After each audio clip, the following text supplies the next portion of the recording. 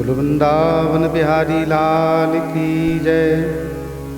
अभी आपने जिस कथा को श्रवण किया वह मथुरा की दिव्य कथा थी, जिसमें कंस का वध हुआ। भगवान विद्या अध्ययन करके आए हैं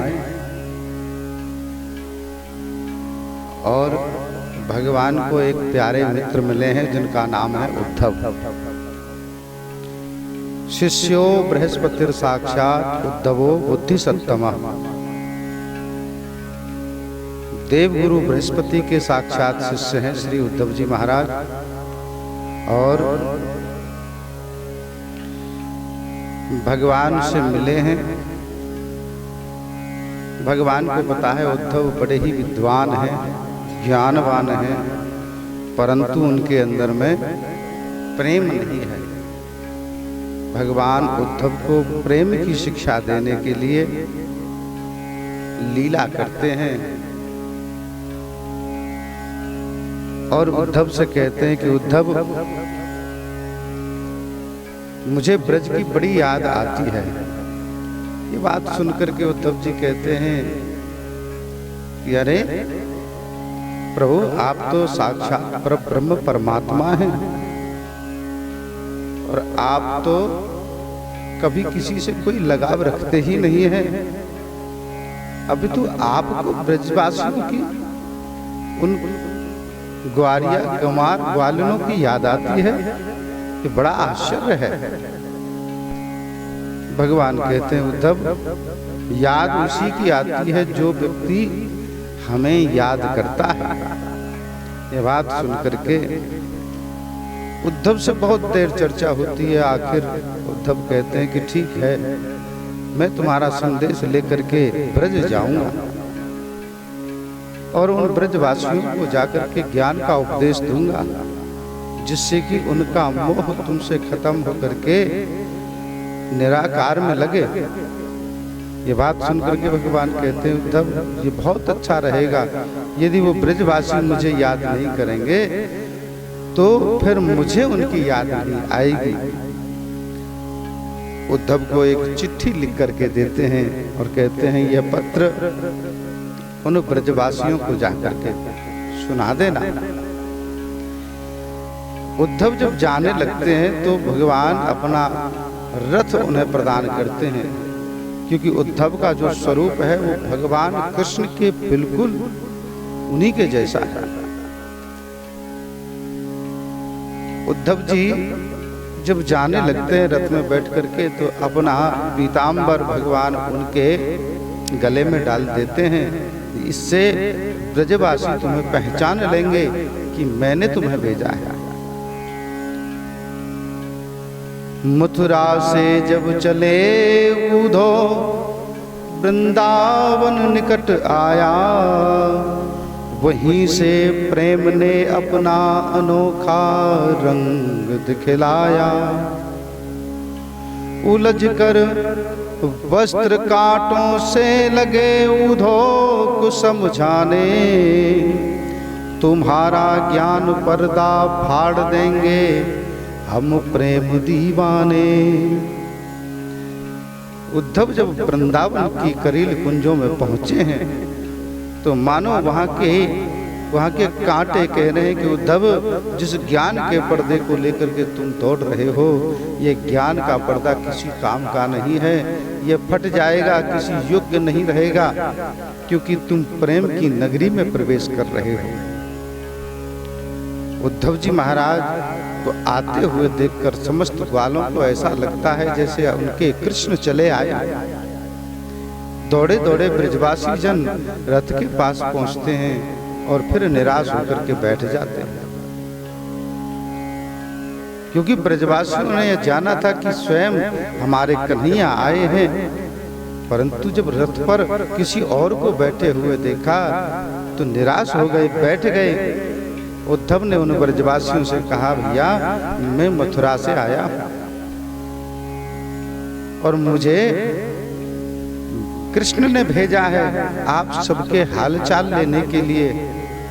ये बात सुनकर के ब्रजवासी कहते हैं, देखो तो सही, वह कृष्ण कितना निष्ठुर हो गया। अरे यदि हमारी खबर लेनी थी तो स्वयं आ जाता, यहाँ भी किसी और को भेजा है। ये बात सुन करके समस्त ब्रजवासी कहने लगे, भैया तुम कहना क्या चाहते हो? बोले, मैं मैया यशोदा, बाबा नंद और उन गोपियों से मिलना चाहता हूँ, उन सबको कुछ समझाना चाहता हूँ। मैं कृष्ण का संदेश उनके लिए लेकर के आया हूँ। ऊंची अटारी पर यशोदा मैया के भवन में जैसे ही उद्धव प्रवेश करते हैं, वो देखते हैं कितना दिव्य दृश्य है। एक पालने पर एक तकिया को झुला रही है यशोदा मैया। जब यह दृश्य देखा है, किवाड़ जैसे ही खोले हैं तो किवाड़ की आवाज जैसे ही यशोदा मैया के कानों में पड़ती है, यशोदा मैया चिल्ला करके कहती है, अरे कौन सो है, काई को आयो है? मेरो लाला अभी तो सोयो है और तुम यहाँ आए के शोर मचा रहे हो है। चलो जा, अपने घर चलो जा, मेरो लाला अभी सोयो है, फिर तू जगाए दे। ये बात सुन करके उद्धव जी स्तब्ध रह जाते हैं, वहीं खड़े रह जाते हैं और फिर कुछ क्षण हो खड़े होकर के बाद में यशोदा मैया के चरण स्पर्श करते कहते हैं, मैया मैं उद्धव मथुरा से आया हूँ। उद्धव जी से जब यशोदा मैया मिलती हैं तो गले से लगा लेती हैं, अरे लाला तू तो बिल्कुल मेरे कन्हैया के जैसो है। सुना वो कन्हैया ठीक तो है? ये बात सुनकर के उद्धव कहते हैं कि मैया वह तुम सबको बड़ा याद करता है। और उद्धव अपना ज्ञान उपदेश देने लगते हैं। न मातो न दाता न बंधुर न भ्राता न पुत्रो न पुत्री। इस प्रकार का उपदेश जब वह सुनती है तो यशोदा मैया कहती हैं, देखो उद्धव तुझे जो भी ज्ञान देना है इन ब्रजवासियों को प्रदान कर, क्योंकि मेरा तो ममत्व उस कन्हैया के ही प्रति है और वह कभी दूर हो नहीं सकता। एक माँ को तुम क्या समझाने की कोशिश करते हो? क्या मुझे पता नहीं है कि वो परब्रह्म है? अरे मुझे तो उस समय ही पता चल गया था जब मैंने उसके मुख में समस्त ब्रह्मांड को देखा था। मैं जानती हूँ, परंतु ये जो मन है ना, ये मानता नहीं है। इस बात को सुनकर के उद्धव के ज्ञान के पैर लड़खड़ाने लगते हैं। यशोदा मैया से कहते हैं कि मैया मैं गोपियों से मिलना चाहता हूँ। यशोदा मैया कहती है, अब तुम रात्रि विश्राम करो, प्रातः काल गोपियों से मिल लेना। तो ठीक है। दूसरे दिन गोपियों से मिलने के लिए उद्धव नंद महल से निकलते हैं और जब वह वन में विचरण करते हुए जाते हैं तो देखते हैं कि यमुना के किनारे पर एक मूर्ति रखी हुई है और उस मूर्ति के ऊपर कोई भी छाया नहीं है। ये देख करके कहने लगते हैं, अरे ब्रजवासियों ये कितनी सुंदर मूर्ति विराजमान है, क्या इसके ऊपर आप कोई परकोटा नहीं बना सकते? ब्रजवासी जन कहने लगते हैं, अरे भैया उद्धव ये कोई मूर्ति नहीं है, ये साक्षात हमारी ब्रज रानी राधा है। भगवान के ध्यान में सदैव मग्न रहने वाली, उनके विरह में ध्यानस्थ रहने वाली स्वयं राधा रानी है। इनका समय इसी प्रकार व्यतीत होता है क्योंकि भगवान जिस समय गए थे तो समस्त ब्रजवासियों को रोता हुआ छोड़ करके गए थे। राधा रानी से द्विमिलन वन में मिले और राधा से यह वचन लिया था कि तुम मेरे विरह में आंसू नहीं बहाओगे। हम नित्य प्रति स्वप्न में मिला करेंगे। राधा रानी ने कहा कन्हैया, तुम्हारे बिना इन नैनों में कभी नींद आएगी, ये आप कैसे सोच सकते हो? आपके विरह में तो मुझे नींद भी नहीं आएगी, तो मिलन कैसे होगा? राधा रानी ने भगवान का मान रखते हुए उनके विरह में आंसू तो नहीं बहाए, परंतु उनके विरह को संतप्त करते हुए राधा रानी स्वयं इसी प्रकार मूर्ति रूप बनी बैठी रहती है। यमुना के किनारे वृंदावन के उस वन में गोपियों को देखा। गोपियां आपस में विचार कर रही हैं, आपस में बातचीत कर रही हैं, एक दूसरे से कह रही हैं, सखी आज मैंने श्याम सुंदर को सपने में देखा, उसने मेरी मटकी फोड़ दी। दूसरी कहती है, तेरी तो मटकी फोड़ी, अरे मेरे साथ तो यमुना में विहार कर रहे थे। एक सखी कहने लगी, अरे तुम्हें मैं क्या बताऊं, मेरे साथ तो इतना बुरा हुआ कि किसी के साथ हो ही नहीं सकता। कि पौड़ी हुटी पल कापे में निस्मोहन के ही ध्यान लगाए, पौड़त लाग गई पलकें, पल लागत ही पल में पिए आए। ज्यों ही उठी सखी उन सौ मिलवे को, देखो सखी वह पास न पाए, और सखी पिए सोई के खोवत, मैं सजनी पिए जाग गवाए। अरे सखी, मेरे साथ तो ऐसा हुआ, श्याम सुंदर मेरे सपने में आए, मैं लेट रही थी खटिया पर, उसी समय श्याम सुंदर ने आकर के मेरी खटिया पर बैठ करके मुझे देखा। मेरी नजर पड़ी तो मैं उठ करके खड़ी हुई, उसी समय मेरी नींद टूट गई। सखी क्या बताऊं, कोई तो अपने प्रियतम को सो करके खो देती है, मैंने तो अपने श्याम सुंदर को जाग करके खो दिया।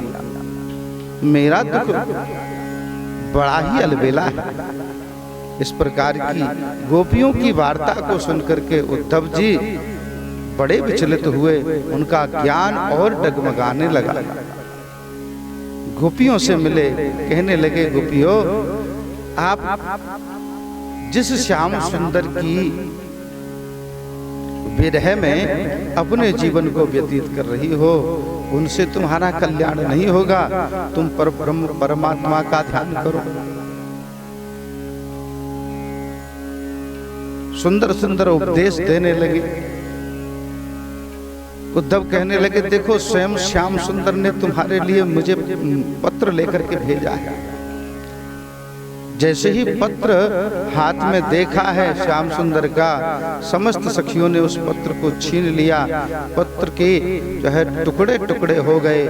ऐसी स्थिति में उस पत्र के एक एक अंग को लेकर के गोपियां नेत्रों से लगा करके रोने लगी। हाय श्याम सुंदर, आपने हमें याद किया, हम धन्य हो गई, हमारा परम सौभाग्य है, आप हमें याद करते हैं। हम तो सोचती थी कि हम ही आपके विरह में हैं, आप हमें याद करते हैं, आज हमसे बड़ा कोई धन्य नहीं हो सकता।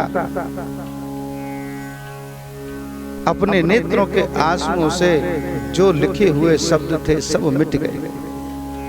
उद्धव को पकड़ पकड़ करके खींचने लगी, कहने लगी, उद्धव क्या इस चिट्ठी में मेरा नाम लिखा है? उद्धव कहने लगे, अरे मुझे कैसे पता होगा किसका नाम लिखा है? आप सबके लिए चिट्ठी भेजी है, आप सबका नाम होगा, परंतु आपने तो इस चिट्ठी को फाड़ दिया, इसके इतने टुकड़े कर दिए हैं कि इनको एक जगह इकट्ठा करके उस चिट्ठी को पढ़ा भी नहीं जा सकता।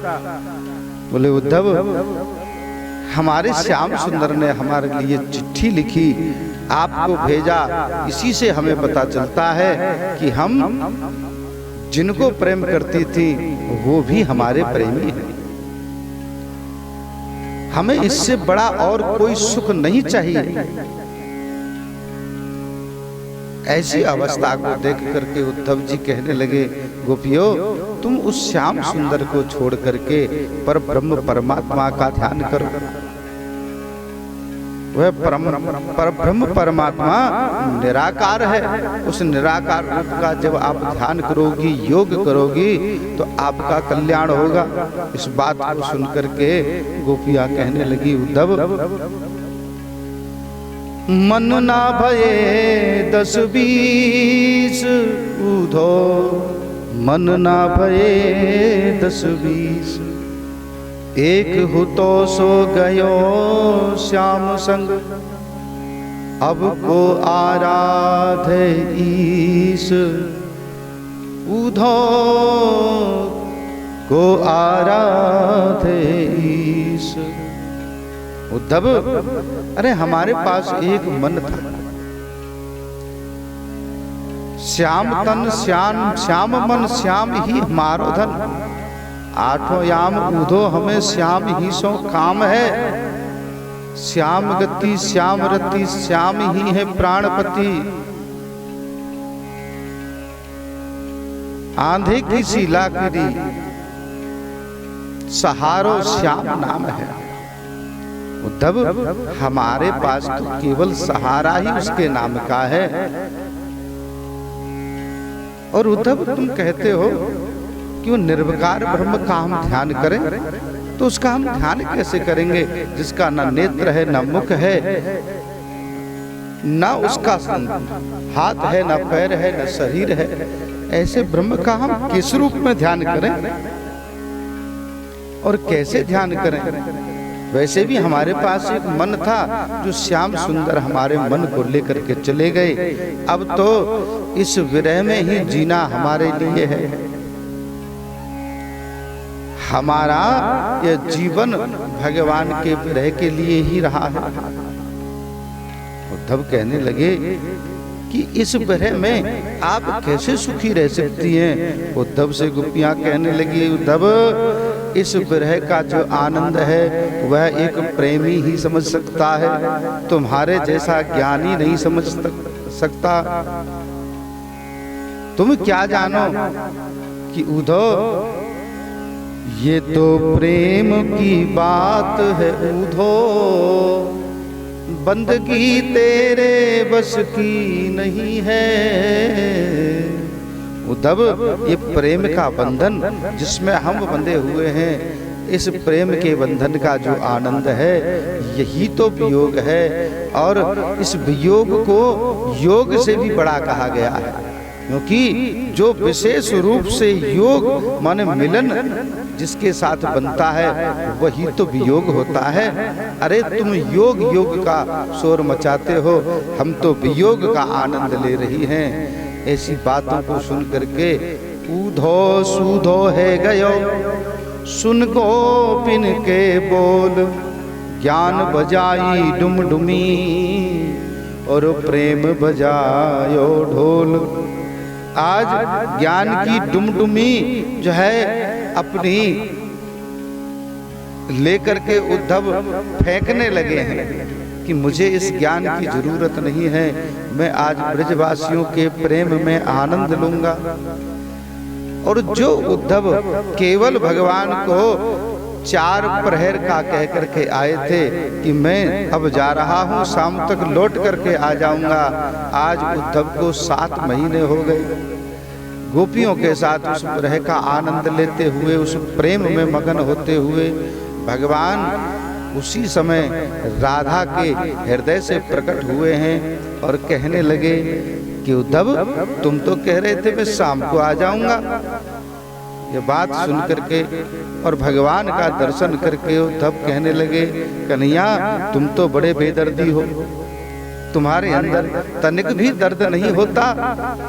अरे इन गोपी ग्वालों को तुम छोड़ करके चले गए। उद्धव से भगवान कहते हैं कि मैं कभी इन ब्रजवासियों को छोड़ करके नहीं जा सकता, कि ब्रजवासी वल्लभ सदा मेरे जीवन प्राण, इन्हें न तनक विसारी हो मुहि नंद बाबा की आन। अरे ये तो मैंने बाबा नंद की सौगंध खा करके इन ब्रजवासियों को वचन दिया है कि मैं इनको छोड़ करके कभी नहीं जाऊंगा, और उद्धव मैं इस ब्रज क्षेत्र के अंदर नित्य निवास करता हूँ, मैं ब्रज छोड़ करके कभी गया ही नहीं। वास्तव में श्रोताओ ये बात सत्य है, भगवान कभी ब्रज छोड़ करके नहीं गए, क्योंकि भगवान नित्य महाराज करते हैं वृंदावन के अंदर, और नित्य ही उन राधा रानी और गोपियों के साथ में विहार आनंद का अनुभव, प्रेम का आनंद वहाँ देते हैं। इसीलिए भगवान ने उद्धव को समझाया, उद्धव तुम्हारे अंदर ज्ञान का जो अभिमान था ना, उसे दूर करने के लिए ही मैंने सोचा कि यदि मैं ब्रह्म होकर के तुम्हें समझाऊंगा तुम समझोगे नहीं, इसलिए तुम्हें ज्ञानियों तुम्हारे जैसे ज्ञानी को मैंने प्रेम की नगरी में भेजा, और आज तुमने प्रेम को पा लिया है। अब तुम मेरे सबसे सन्निकट हो। मेरे हृदय में यदि किसी का सबसे प्रथम स्थान है तो वह तुम हो, और इस ब्रज की लीला का जो आनंद है वह आनंद तुमने प्राप्त किया है। उद्धव अब तुम्हारा यह जीवन सफल हुआ है, चलिए अब मथुरा की आगे की लीला का आनंद लेते हैं। बोलो वृंदावन बिहारी लाल की जय।